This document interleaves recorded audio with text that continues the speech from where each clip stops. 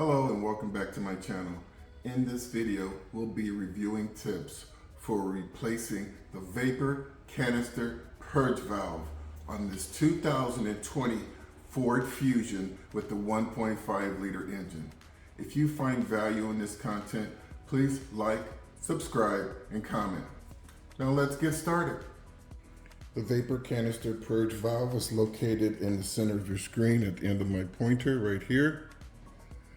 Some of the symptoms associated with a faulty valve include rough idle, trouble starting, poor fuel economy, and the check engine light with trouble codes P0441, P0443, 446, 496, and P04 Foxtrot 0. So you might ask, what does this valve do? Well, the valve controls the flow of vapors from the fuel tank and allows fuel vapors to mix with intake air as part of the fuel mixture. Now let's move on to our supply list. Our supply list includes a pair of pliers, a small flat tip screwdriver, and a vapor canister purge valve if needed. Please see other items in the description below. Before we remove the valve, I want to point out the 5 connections that must be removed and replaced. So let's go through them quickly. We'll start off down here. There's one connection right there. What you'll want to do is squeeze the white tabs, push and pull the connector. Moving up, let's just go in this direction here, towards the back. White connectors, squeeze in on those connectors. You want to push in and pull out.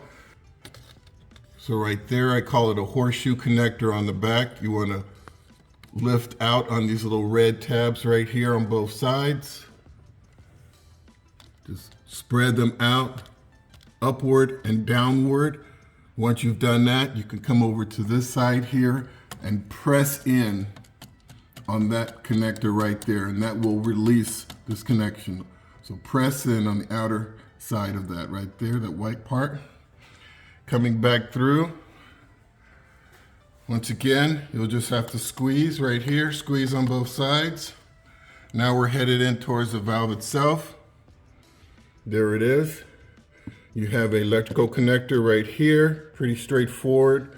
Squeeze in on the back of the connector. And then you have the green connector right there.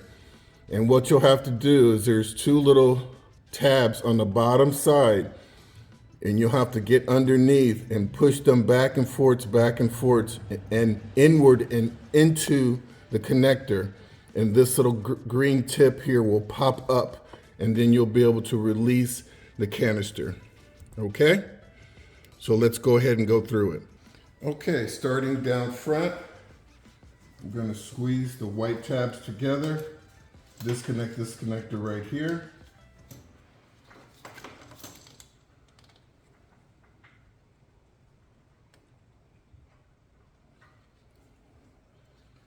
Then I'm going to squeeze the sides here, pull this one straight up.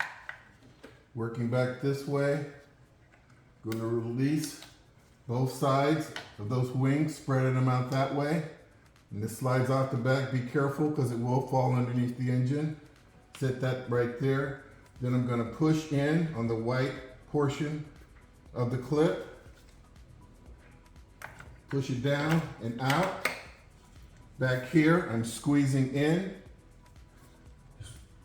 Squeeze together, push in and push out. Now we're in this area here, and there's a hose connection here that must be removed. It's unrelated to the valve itself. So you come in here with your pliers, squeeze and release. You can pull that up and out of the way like that. Then I'm going under here, disconnecting the electrical connector, and then disconnecting those green tabs so that that green tab pops up, just like I talked about earlier. And there you have it, the entire valve and tubing system. And all I really want to say about this valve here is you can test it. And so This is like a one-way check valve. And if you were to apply pressure here and you felt flow in one of the other openings, that means that this valve is not working, okay? So if you blew air on this end right here and air came out on the other side, that means this valve is not working and this whole system needs to be replaced. Fortunately, this is very inexpensive. I think this whole thing is less than 40 bucks. And they probably only go out about every 60,000 miles or so, just depending on your driving habits. It's really a fairly simple DIY fix, and I don't see why most people couldn't take care of this right in their own garage. And with that, I'm gonna go ahead and start to reassemble and reinstall this part here. Let's get to it. So I'm gonna push this intake hose out of the way. I'm gonna lift up this connector right here, and I'm gonna try to just push it down, and it's not gonna want to go down. What I'm gonna do is I'm just gonna try to stick the valve in it and see if it'll lock. So I'm just going right in with it, and it locked just like that. And you can see that now that this green area has dropped down and into the slot, and then the little green ears on the back side. It's hard to tell, but you can see how that's sticking out, and that's how it should look. So I'm gonna tug on it back and forth. It's not coming off, and so I'm gonna go ahead and connect the electrical connector. So listen for the click. There you go. And then lastly, there's a little blade right here, and so the valve hangs on that metal blade right there, okay? Just kind of pushes down and onto it. If you're replacing the valve, you have to save the rubber grommet from the old valve, because when you buy a new valve, it may not come with a rubber grommet. So make sure you save that old grommet. Okay, there you go. So that's nice and secure. That was a little challenging there. So let me kind of pan back out and start making these other connections.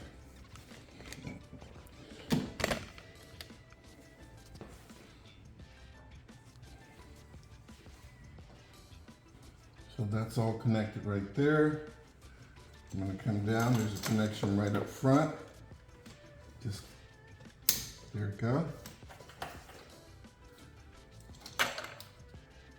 There's a connection right here. Whoop, there you go.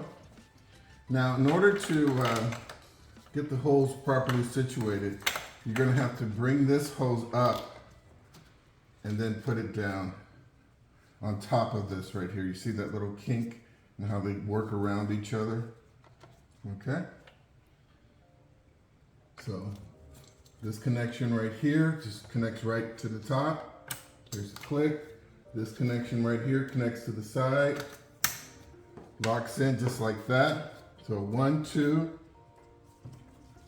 3, 4, 5. We're all connected. Now the last thing we have to do is come in here and reconnect this, what I believe to be a PVC hose connection. So you just squeeze in on the clamp, just like that. There you go. And it allows you to push that hose up and onto that hard plastic opening right there.